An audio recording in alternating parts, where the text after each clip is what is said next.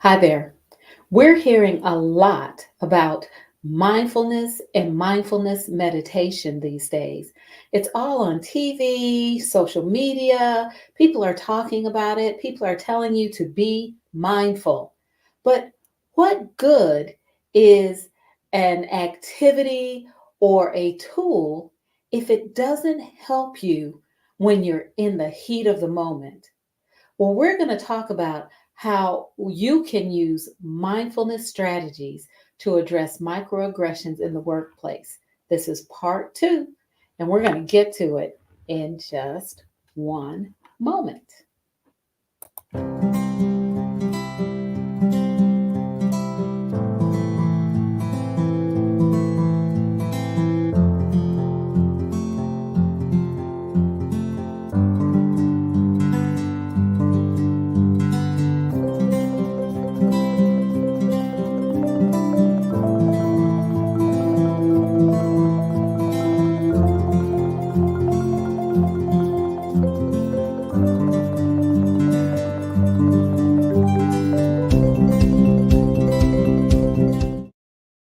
Hi there. Welcome to Stress Talk Live with Marceline.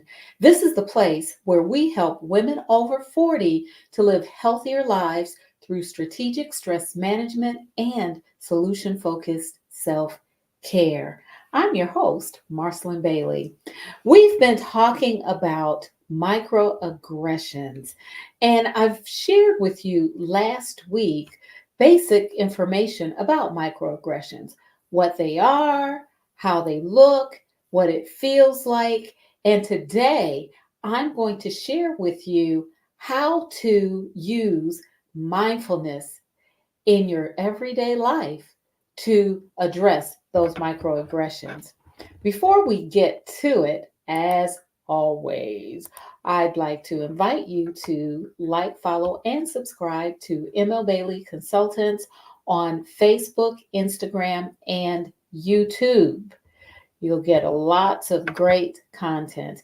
I don't know, some of you are like, hey, I follow you on Instagram, but I haven't seen much from you. Well, that's because I'm updating, I'm revamping, and I will be back on there regularly very soon. And not only that, I think you'll be quite excited to see some of the things that I'm going to release shortly. Also, if you want to learn more about ML Bailey Consultants, just follow this tap link. This has sign up forms for links to sign up forms for my newsletter. Also, you can get to my audio podcast. That's right, my audio podcast. So you can even get to that from this tap link. Not only that, check out the website. I've updated it. I think it looks pretty good. We do still have to activate a few of the links, but it's getting there slowly but surely. All right, let's get to our topic of the day. And we're going to talk about something that I love to talk about. Not microaggressions. No, I don't love to talk about microaggressions. I love to talk about mindfulness, however. So, we're going to talk about mindfulness and how to use mindfulness strategies to address microaggressions in the workplace. Now, I wonder if I need to do a quick, yeah, let me do that really quick. I just want to go over quickly um, when we're talking about microaggressions, what I'm talking about, because some of you may not have watched last week's episode, or you just want to know, what are you talking about when you say microaggressions? Okay, so when I'm looking at my notes. That's why I keep turning.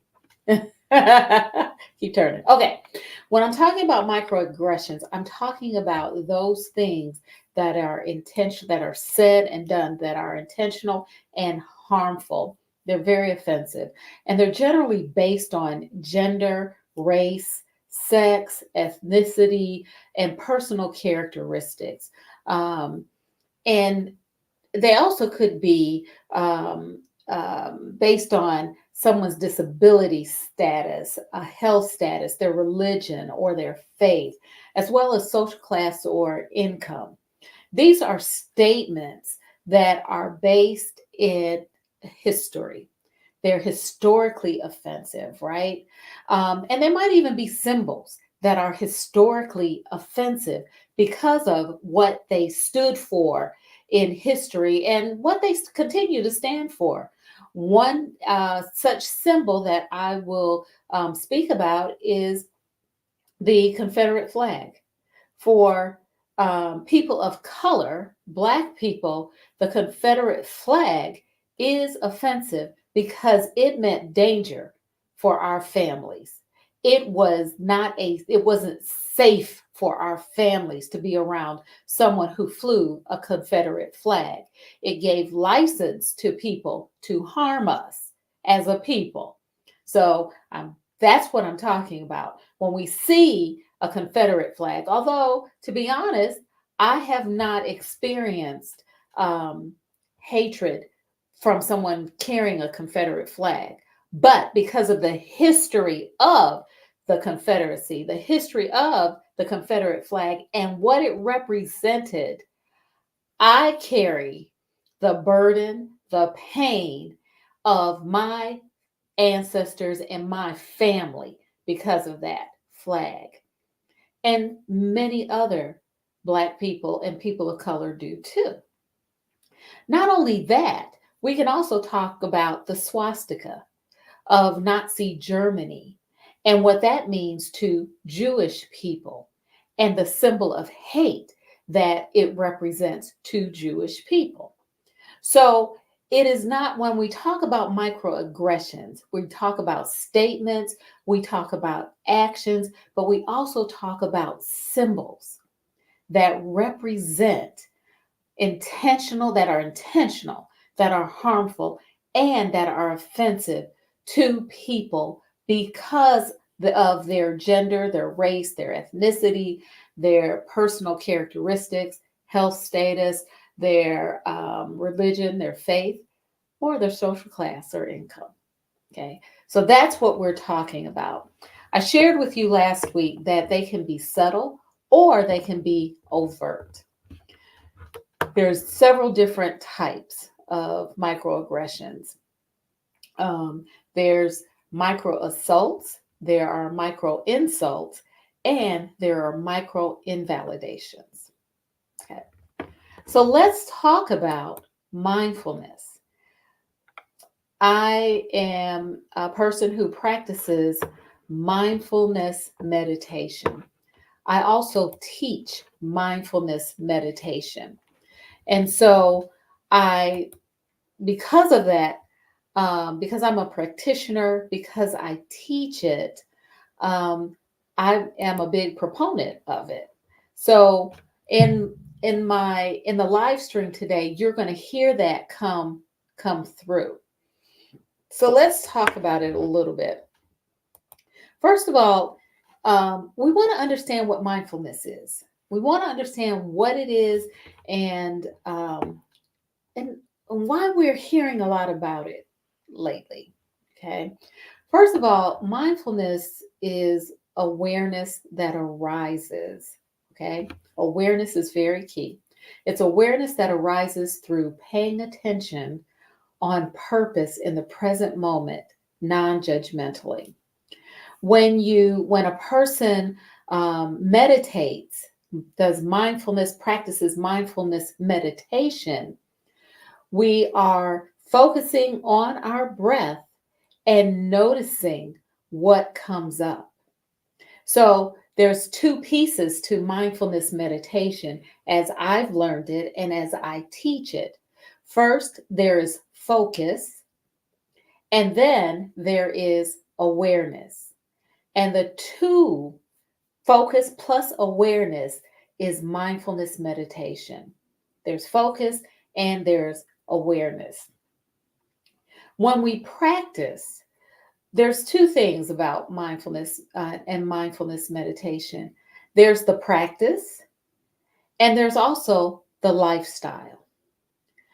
Again, because I'm a proponent of the practice, it has led me to be a proponent of a mindfulness lifestyle. Not just sitting on a cushion or not just sitting quietly, meditating. It's taking that into your everyday life, into your everyday existence. And so when we're practicing, we're basically becoming familiar with our by focusing our attention in the present. And then we pair that with unbiased and open awareness of whatever comes up.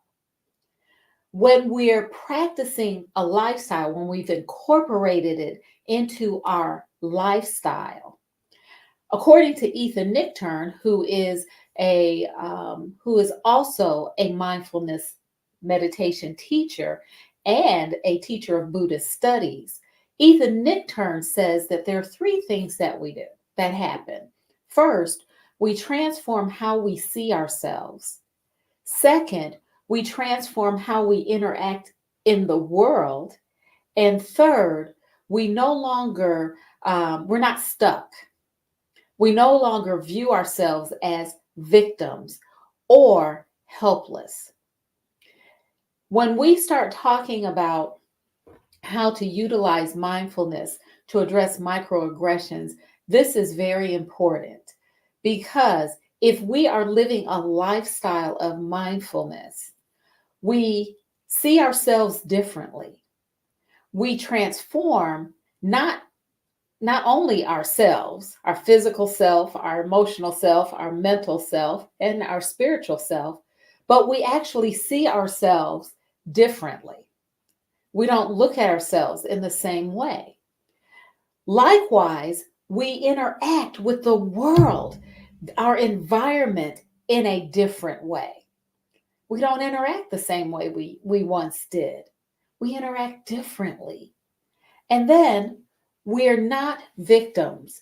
We don't see ourselves as victims. We don't act like we're victims. And we don't believe that we are victims. And we don't play the victim card. We no longer, we're not stuck. We're not helpless. And we're not victims. We are empowered. That's the importance of, of mindfulness in our lives and the importance of living a mindfulness lifestyle. So, what are some of the ingredients? What are some of the tenets of mindfulness that are important to us in a lifestyle of mindfulness? Well, there's non judging. Basically, what that means is we don't have preconceived notions about our world, about what is around us. We approach what's around us and we approach most things with what's called a beginner's mind, meaning we're curious. We don't judge, we don't jump to conclusions, we don't come to final conclusions about a situation or an event or an activity without asking questions, without being curious, without approaching it with curiosity. Think about when you're a young kid, and let's say that you're opening a gift. You got a gift for your birthday, or just someone just gave you a gift because they liked you. One of the first things that as a kid you would probably try to do is try to figure out what it is. Oh, I wonder what this is. And you might shake it a little bit.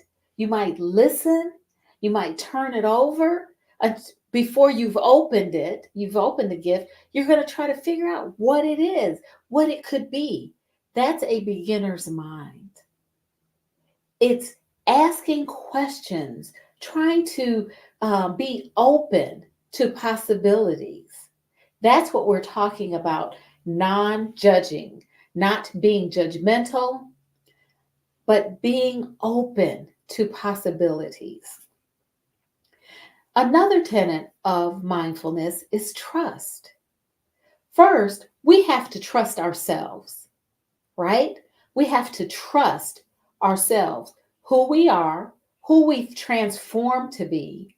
And then we have to trust that we have the ability to interact in a manner that will maintain our peace. And I'm going to talk about the importance of peace in a moment. Non striving.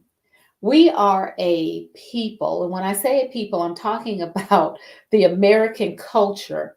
We are a people, a culture of strivers. We're always wanting the next level, the next thing, the best thing, the biggest thing. That's what, and we brag about it, right? We're always trying to get there. We want, we see stars, celebrities on social media, and we want to be just like them. We see our neighbor drive in with a new car or a new truck, and we want to get a new car or a new truck too. We see, we see all of these things, and we want that. When we're at work, we want to be the person who the boss or the supervisor recognizes. And so we're working towards that. We want to be the person who gets the promotion. So we're working towards that. We want to be the go-to person. So we set ourselves up for that. There's a lot of striving in the world, especially in the American culture. With a mindfulness, when you're living a mindfulness lifestyle, you put striving on the back burner. Now, striving is different than working and working towards a goal. I don't want you to think that I'm saying you should not work towards a goal. Absolutely, you should work towards a goal, especially if there's a goal that you desire. But when you're striving in a way that it causes you anguish or anxiety, or it takes away your peace, that is not living mindfully. Acceptance. Acceptance is another tenet of a mindfulness lifestyle. Accepting that things are as they are. That this is, we have the phrase, it is what it is. And in mindfulness, there is a recognition that it is what it is. Now, does that mean that we don't work to change it? Does that mean that we don't desire to change things, especially if it's negative or it's harmful? No, it means that we do that. We do work to change it, especially if it's harmful. But we recognize that it is what it is right now. This is the way it is now, for now. In 2 minutes, it may be different because there is also um, there's also a there's also an idea known as impermanence, meaning that everything changes, nothing stays the same. And you've heard me sing that George Benson song, or try to sing it. Everything must change. Everything does change. Nothing is permanent. We all change. Another tenet of a mindful lifestyle is letting go, letting it go, not holding on to it. This is very key, especially when it comes to things that are hurtful and harmful, because we can hold on to something that and create more harm for ourselves. Worry, stress, strife, we can hold on to it, and it causes increased stress, overwhelming stress, and that in turn breaks down our bodies.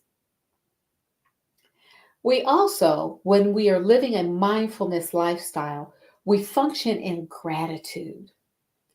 We express and extend gratitude to others, not just for what they do for us, but just their presence, just for being, just for being a part of our lives. Patience. Patience is another key tenet of mindfulness. being patient, not, again, jumping to conclusions, not judging, not rushing to judgment, but sitting back and being patient. Why? Because things are going to change. They always do. They must. Generosity is another tenet of mindfulness lifestyle. Being generous, not necessarily with your money. You may not have the means to be generous with money, but being generous with your time, being generous with your ability to listen, being generous with compliments, being generous with your smile, being generous with being able to say hello to people. Good morning. How are you doing? Being generous with yourself in that way. Generosity is another tenet of mindfulness living. So, when we're talking about mindfulness as a lifestyle, again, we're not just sitting on a cushion or kneeling in mindfulness practice. We are talking about incorporating all of these tenets into our lifestyle so that they're habits, so that they're natural for us. Non judging, beginner's mind, trust, non striving, acceptance, letting go, gratitude, patience, and generosity. So, how does this work when we're talking about microaggressions? Again, I am a practitioner of mindfulness meditation and I also teach it. I am also studying. I'm in a course, Buddhist studies course. One of the things that is important, I think, for us to embrace is the idea that the absence of peace is struggle. The absence of peace is struggle. When we are struggling, that means that we don't have peace in our lives. And I'm not talking about struggle as in, gee, I don't have the money to pay this bill this month. That is a struggle. But I'm talking about struggle in terms of our interactions in the world around us. Anything that removes our peace, anything that harms our peace, anything that threatens our peace is something that, if you're living a mindfulness lifestyle, you want to stay away from. Now, when it comes to microaggressions, yes, microaggressions are things that are done to us, right? They're things that are done to us. But we too can cause more harm by how we deal with it. And how we deal with it is what I'm trying to suggest. If we deal with it in a way that is mindful, it will not disrupt our peace. Does that make sense? I hope so. Drop it in the comments. If it does, ask a question. If it doesn't, we want to maintain our peace. When we are at peace, our stress levels are lower. We're healthier. We can resist colds and flu. Our immune system is working like it should, and we can live a long life. But when we don't have peace, that is when our bodies are under a lot of stress and it breaks our bodies down. So let's talk about how we can use mindfulness to respond to microaggressions. First, we want to recognize and validate that it is a microaggression. Sometimes when you are the recipient of a microaggression, it leaves you like, did that just happen? Did did am I did I imagine that? Did they really say that? Did they mean it? You want to validate, recognize whether it is a microaggression or not. When we question ourselves, right? When we question ourselves, it's kind of like a backwards way of, it, it does more harm to us when we question ourselves. So first, you want to believe that what you saw, or what you heard, you heard. But you also want to validate your own feelings as the recipient. Be honest with yourself about what that felt like. Not only what it felt like mentally and emotionally, but where did you feel it in your body? Did you feel it? Did it stab your heart? Was there a pain in your head? Where did you feel that physically? When we are mindful and living a mindfulness lifestyle, we are more attuned. We can become more attuned to our body and how that feels in our body. And we want to be.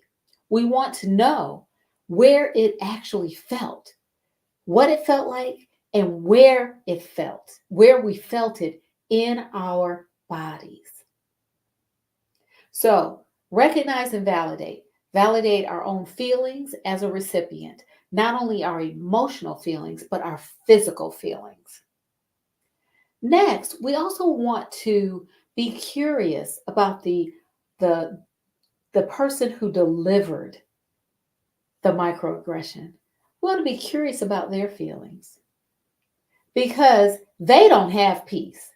Anyone who delivers or operates with microaggressiveness doesn't have peace. They can't. Now, you might say, yeah, but I have a friend who says something and they just didn't know better. Yeah, I get that. We do have friends who say things off the cuff and they may not know better. However, if they said it, there's something going on inside of them that causes them not to be at peace with it, right? For example, if someone says to you, "Oh, you're not, you're okay, but you're not like them." What does that mean? They're not at peace. They're not at peace with it. So, but be curious about it.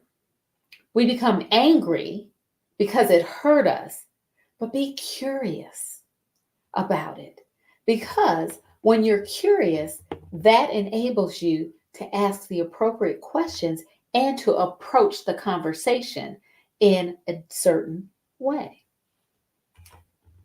So we're going to recognize it for what it is. It is what it is.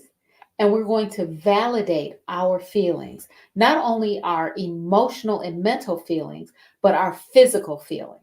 Where did it hurt? Where did we feel that? What is the feeling? And where did we actually feel it in our physical body? And then we're going to also be curious about the feelings of the person who delivered that microaggression. The next thing we want to do that might be helpful is we want to document our thoughts. We want to write it down or even record it. Get your phone out, get that recorder that's on your phone. Okay, so this is what happened to me today. Record it, write it down. Doing that helps us to release those emotions instead of holding those emotions in our body. As long as we're holding those emotions in our body, our stress levels are going to be extremely high because we are initiating the stress response. Because at the moment that microaggression was delivered and we received it, we felt threatened. That's what happens when microaggressions are levied. It's a threat to us. It's a threat.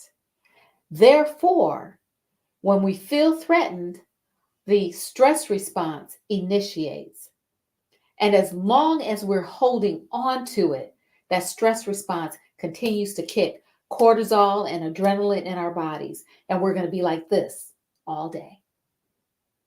And it may only take one thing to set us off. So we want to get those emotions out. So we want to journal what we feel or even record it. You can journal it using your voice recorder. Just journal what it feels like or what it felt like. And when you're doing so, just think about some questions you can answer, like, when did this happen once before? When did you experience a microaggression similar to this once before? How did that situation make you feel? And what was the impact of that incident on how you felt, on your well-being, or on your self-assurance? That's very important. Because oftentimes, people who experience microaggressions begin to question themselves and their abilities. Get it all out. Write it out. Then, the next step that you can take when you're addressing or responding to microaggressions using mindfulness and from a mindfulness lifestyle perspective. Speak to the person one-on-one, especially if it's someone who is not overtly aggressive towards you. Speak to them one-on-one with curiosity. With curiosity, non-judgmental, with acceptance, non-striving, not trying to change them or change their beliefs, but being open. Being open. Extending gratitude that they will talk to you or willing to speak with you, being patient with them. Because this is a teaching moment, especially someone who's willing to engage in a conversation. This is a teaching moment. Be patient and be generous with your time, with your patience, with your ear. The other thing is, if it's not safe for you to converse with the person one-on-one, do it with the help of a supervisor or with a mentor, with a seasoned mentor. Speak with the person so that the mentor or your supervisor can help to mediate the conversation. You may, if your workplace provides for mediation, you may ask for a mediator, especially if it's ongoing. Another option is to engage human resources, your personnel department, for them to deal with the situation. But all along, in these 3 different ways to address microaggressions, utilizing the skills that you've gained from your time meditating on the cushion, as well as keeping the thought of what a mindfulness lifestyle is. Remember, we transform how we see ourselves when we're living a mindfulness lifestyle. We transform how we interact with the world around us, including the people in that world, and we are no longer the victim. So when you're living a mindfulness lifestyle and incorporating mindfulness in your day-to-day activities, when it's natural for you, you're able to address microaggressions in a way that maintains your peace and hopefully provides peace for the others and the other person as well. Well, that's all for now. Whew. This is a tough subject, you all. No doubt about it. It's a tough subject, but it is also something that we need to talk about. We can't expect people outside of ourselves to solve every issue for us. We can use them and ask them to be collaborate with us and to assist us. But there are some things that we must be able to do for ourselves. And dealing with microaggressions I think, is one of those things. And I believe that it can be done in a manner that maintains our peace and our mental health, our emotional health, as well as our physical health, if we do it from a mindfulness perspective. Well, that's all for now. I'm so glad that you joined me today. I'm looking forward to hearing seeing your comments. I'm looking forward to continuing the conversation. I'm Marcelyn Bailey. As always, take good care.